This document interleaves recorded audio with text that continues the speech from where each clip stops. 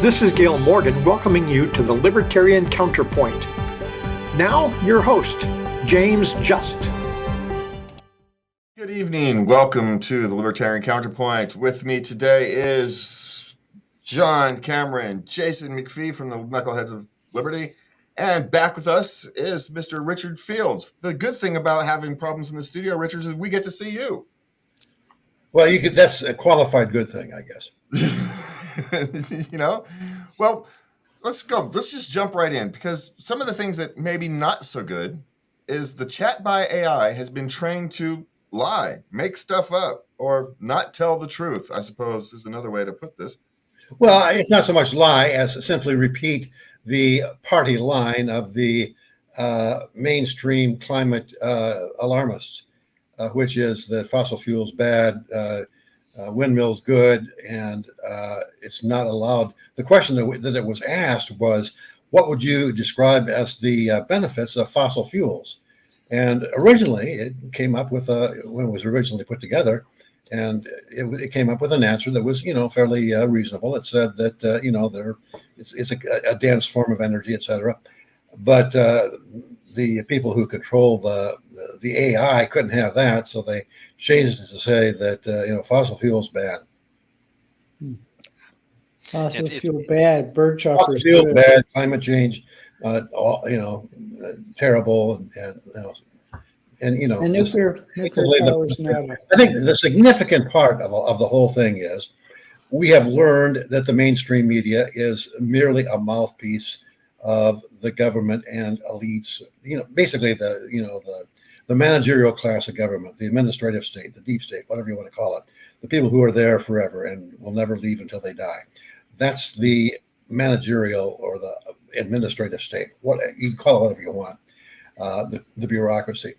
They have decided that climate change is their thing to die on, their next COVID, the thing that they can scare everybody with to use to gain control of pretty much everything. And so they cannot have anything that contradicts that narrative that climate change is a danger. Therefore, if AI in fact does, looking at a whole, all of the sources of information that are out there, come up with a nuanced argument about why fossil fuels have advantages. AI can't have that because the elite says it can't have it. We cannot have debate anymore. We cannot have differences of opinion. Anything that doesn't agree with the narrative must be shut down quickly, and the people who make those arguments must be ridiculed and banned, censored, canceled, whatever the word you want to use is. Now, there are still ways of getting information, but you have to go to alt media, whether it's AM talk radio or financial newsletters whose only purpose, they don't rely on advertising, and the only way they make money is if they tell their subscribers how to make money in stocks. And if you notice, oil stocks have done very well in the year in which everything else went down and to the right. That's not a good way to go for stocks, but oil stocks went up and to the right. So something's good about oil. Otherwise, people wouldn't be buying it, and there would not be the need for the climate alarmists to censor anything good about fossil fuels. And to add on what Richard said, Substack, Michael Schellenberger, Greenberg, all those folks are finding a voice, but the only way they can find a voice is to actually make more money than they made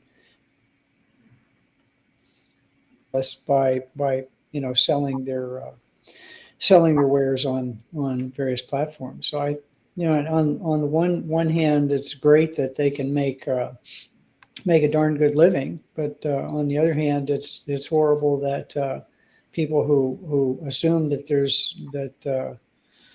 that lamestream media is relatively objective will never see any dissenting voices. So, I think that the nice thing about all of this is that mainstream media, whatever you want to call it, has, I think, overstepped their credibility. I think more and more people are waking up to the fact that you simply can't trust the New York Times. You can't trust the Washington Post. You can't trust network TV or cable TV or anything that is legacy. They're all basically lapdogs of the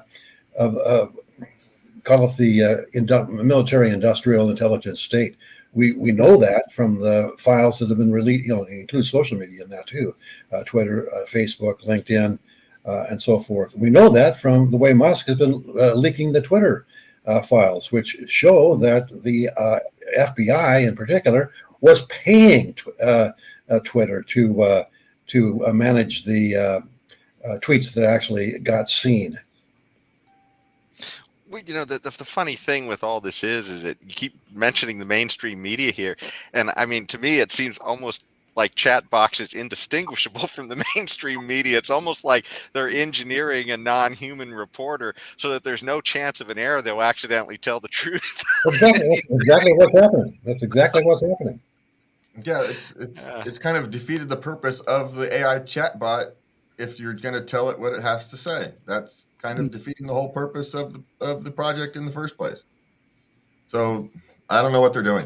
So speaking of not knowing what they're doing, we're going to skip down for a second and talk about banning gas stoves. Because the banning of gas stoves, or I guess what they wanted to do was ban the new construction, the use of gas stoves in new construction, right? Which is what they've already done here in Sacramento. They've already done that. They passed that regulation a couple of weeks ago. So in Sacramento, if you have a new house, you can't put in a gas stove, and they're going to, the restaurants and stuff, they're coming for you soon, right? As soon as the technology is there, they're going to force the restaurants to convert over. And the question is, banning new constructions is one thing, but we know we live in California. We know how this goes. Next, then they're going to force it so you can't sell any of them, which makes it impossible to get parts and replacements. And so for everybody who currently has a gas stove, well, sure, in 10 years, you're not going to be able to get a replacement. So you have no choice but to get an electric stove. No, and eventually they'll cut it. As soon as they figure out they can get by with it, which probably won't be that long, they'll cut off the gas supply, and you won't be able to cook with gas, you won't be able to heat with gas, etc.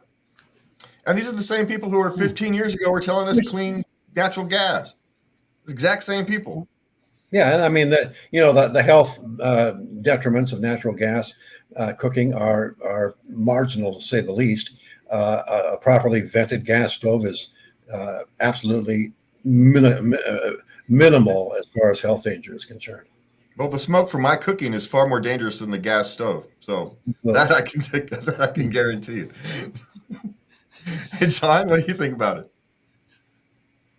Or is John frozen? Yeah, no, I unfroze for a minute. As soon as I start talking, the AI will intelligently quiet me down here. No, it's strange because, if every,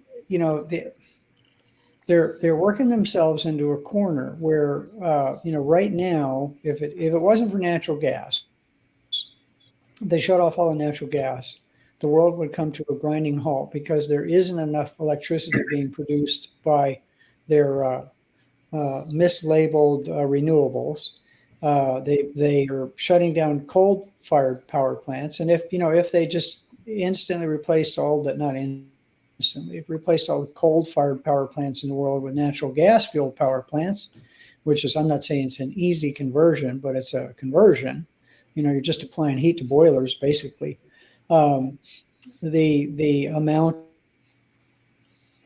add CO2 in the atmosphere would be reduced significantly. And the bigger problem is that if they're really concerned about it, having China, which is by far produces more CO2 emissions, it's got a bigger carbon footprint than the next, I think, 6 or 7 industrial nations in the world. I think it's more than, is it like 60% of the CO2 in the world?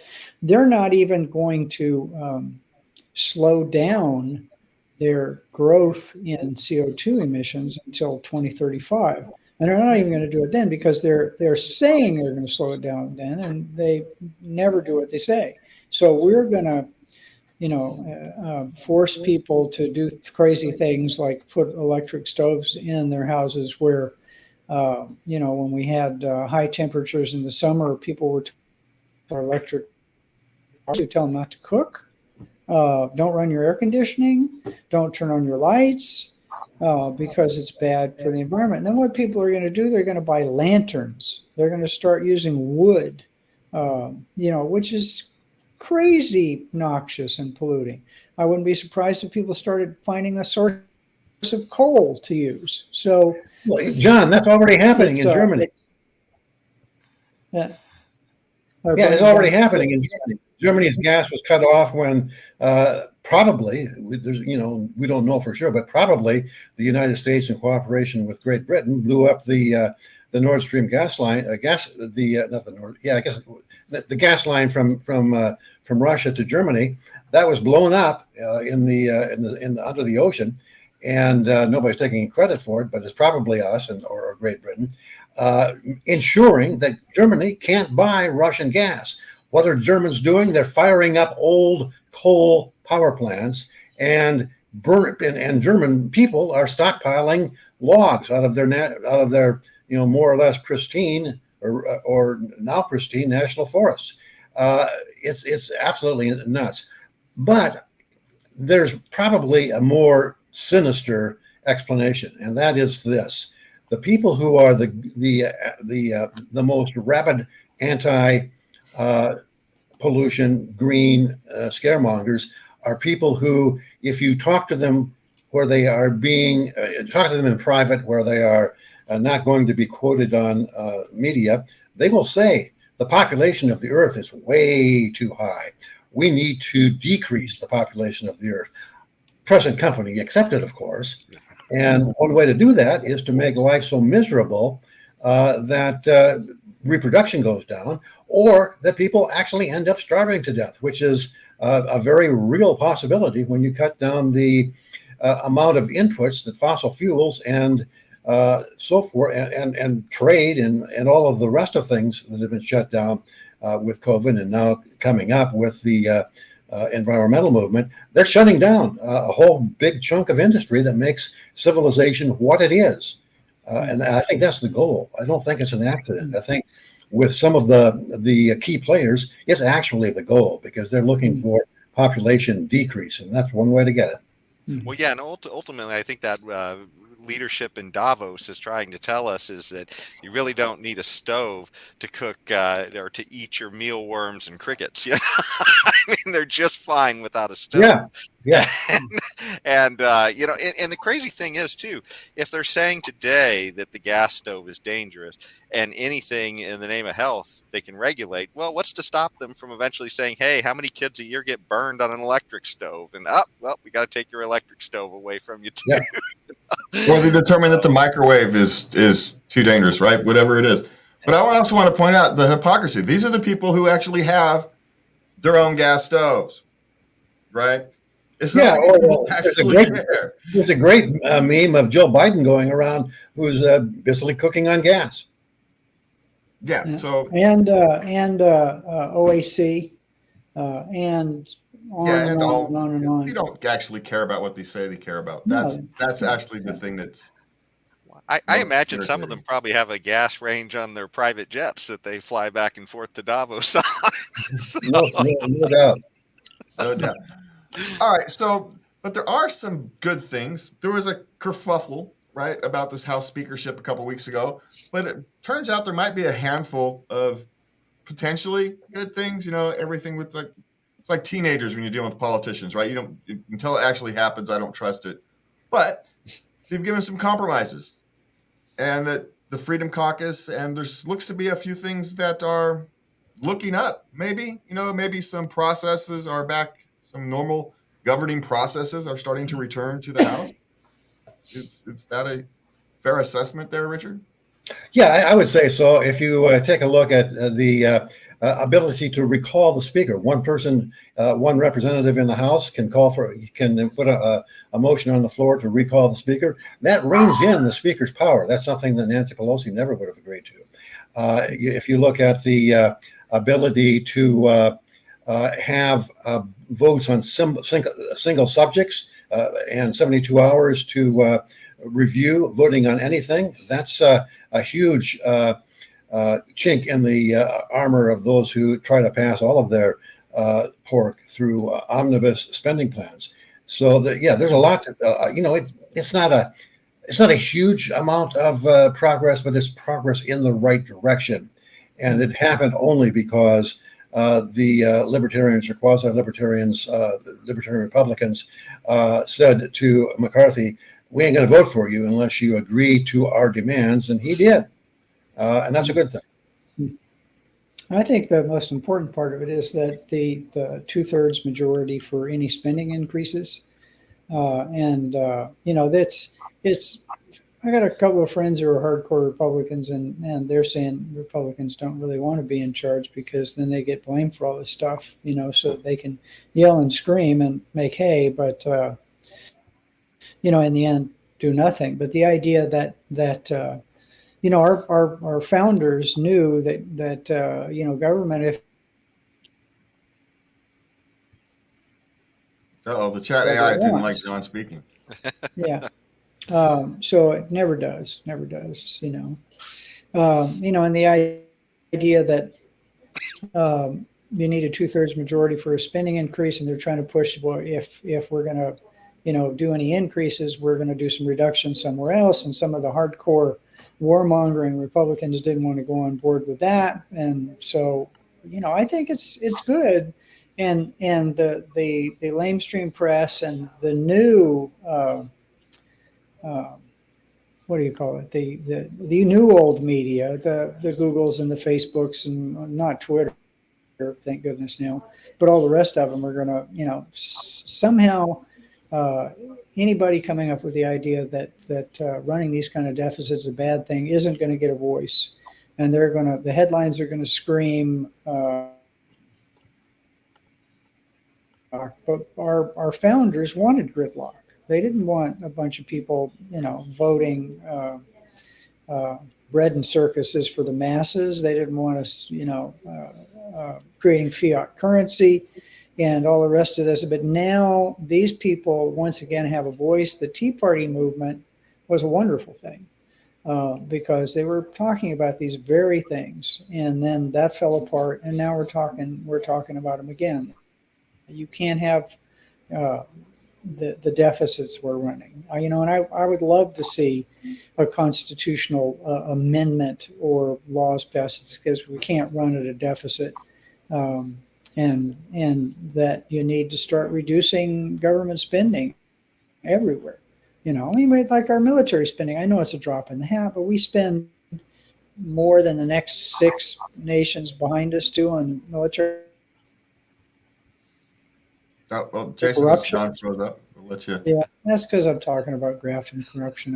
I always freeze when I'm doing that. Yeah, it gets me all excited, but it freezes the screen. It's just we spend ridiculous amounts of money, and it's simply buying votes and paying off friends. And we need to stop doing it unless we really do want our great-great-grandchildren to starve to death.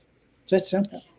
Yeah. We're eating tomorrow's lunch today. Sounds like, and leaving our kids hungry tomorrow. But I tell you, it feels like we didn't get the whole Justin Amash with this thing, but we got a little bit of the Justin Amash with this compromise on the speaker stuff. So that's kind of good. I feel like we got some reforms, and in the end, maybe this will bring a little more truth and debate into the House. And I just think overall it's a positive thing that we got going. So I had another thought, but it's flown away. So I'll let you. I don't know about truth, Jason, but we should bring some debate back in the House, which is good. But truth when you're talking with politicians down there is not not something that happens very often. I still.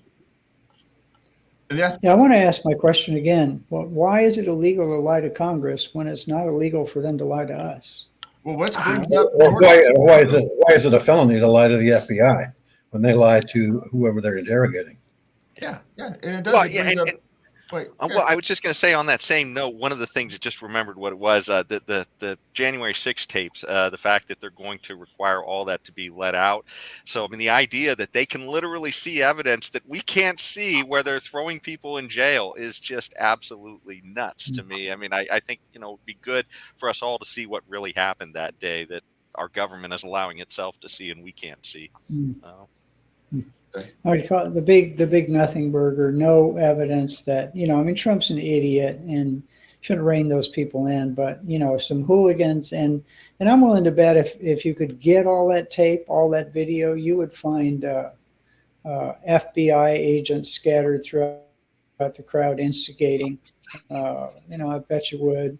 I bet you'd find some of Pelosi's people opening the doors to let the rabble in because it makes for a great camera, and you know, a year later you can have this show trial like they do in the Soviet Union. I mean, it's just theater, and I'm willing to bet that somehow the original video, because that building's got more videotape than Hollywood could ever dream of, will disappear. You know, we'll never find out, you know, who actually opened the doors. There's already lots of on I guess the border media talking about some people that had deep connections with the FBI that were, you know, that are now have, you know, basically just disappeared from the face of the earth, or at least from social media. So it's just, you know, when a politician lies, all it means is they're still breathing. You know, when they stop lying, it means they're dead. So, you know, that's simple. Yeah, our governor's like, phew, man. What is that hands thing he's always doing? He looks like the devil when he does that, you know, when he's holding his hands out and the camera shows him from below. I don't get that. What's that about? I don't know either, John. But George Santos is another one who's getting into trouble for lying, right? And there's this big cold kerfluffle. Now, Richard, you sent the article over, and I couldn't read it because of a paywall. So you are going to have to let us know about this. Well, I mean, it's common knowledge now. Investments or whatever it was. Yeah, it's common knowledge now, but after he was elected. But it so happens that there was an independent, small, I think, weekly newspaper on Long Island that was exposing all of his lies early on during the campaign. Nobody was paying attention. Mainstream media wasn't paying attention. I guess they figured the Democrat would win anyway. I don't know. But now that he's won, it's a big deal. The only problem with that is, yeah, he was a liar, and he took the art to a ridiculous high form, or maybe we should say low form, for the simple reason that he was not able to cover up his lies as effectively and as competently as, say, I don't know, Joe Biden, Donald Trump, you name the Nancy Pelosi. Yeah. Politicians lie all the time. And he was lying not about policy or things he was going to do or not do, or maybe he was lying about that too. I'm not sure. But what he was lying about essentially was his resume, that he was, you know, a big deal in an investment bank, which eventually got shuttered anyway. That he, who knows, it claims to be Jewish. Maybe he was, maybe he wasn't. Who knows? Claims to be a bisexual or one of those letter things. Maybe, I don't know. He's just like, you know, he's a liar, and he got caught, and we're surprised. What? We're surprised? Are we surprised that there's gambling going on at Monte Carlo? I guess so. Well, we've got Elizabeth Warren says, I'm a Native American, right? And so these people lie. And the question is, why is it that, you know, one group or the other gets all upset when the other side lies, but when their side's lying, well, that's okay. It's okay. It's like, you guys don't actually care. You don't actually care about the lying. You don't care about dishonesty. You just care when you can use it for your own political advantage. That's really all that matters. Well, yeah, right now it's a big deal because the House is so closely divided between Democrats and the Republicans. The Democrats figure any Republican seat they can pick off and force into a special election or whatever happens is, you know, making it all that much closer, and there's not a whole lot of margin there. That's why it's a big deal right now.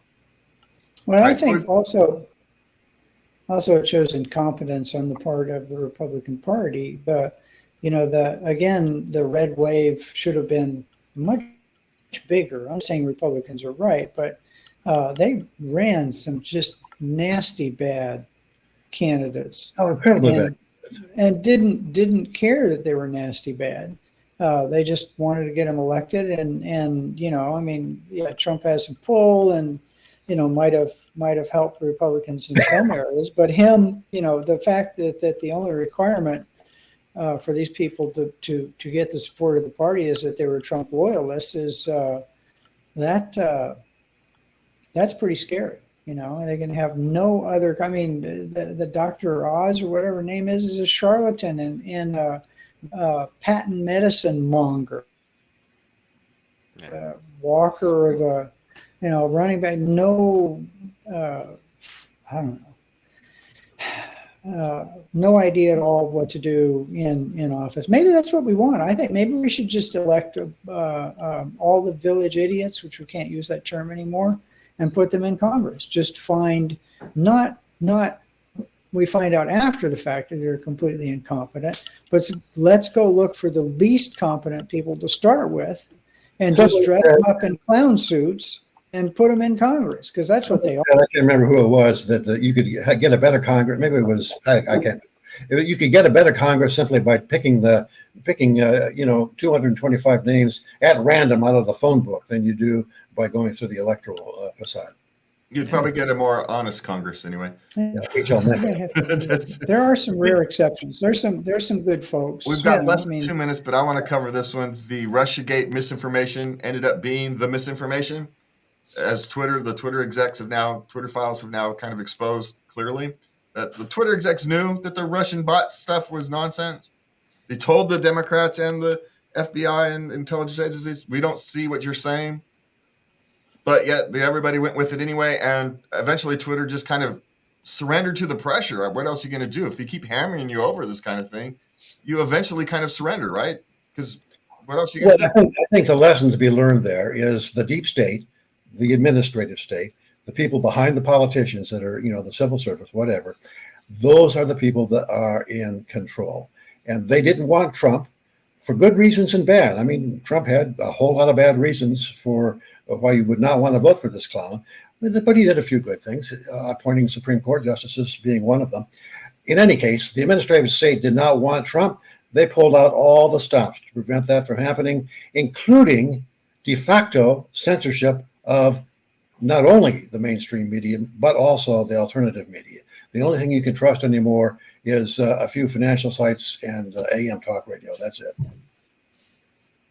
Yeah, and they also silenced us, the average American citizens who just want to talk to each other. If you try to find Libertarian Counterpoint, we used to have our own channel. Now you have to put Libertarian Counterpoint in quotes to find it on YouTube.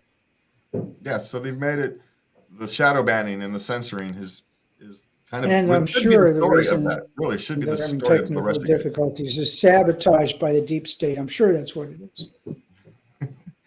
Well, we are out of time. Thank you, gentlemen, for being here this week, putting this together real quickly. I greatly appreciate it. Thank you all for watching, and please remember to love everybody. See you next week.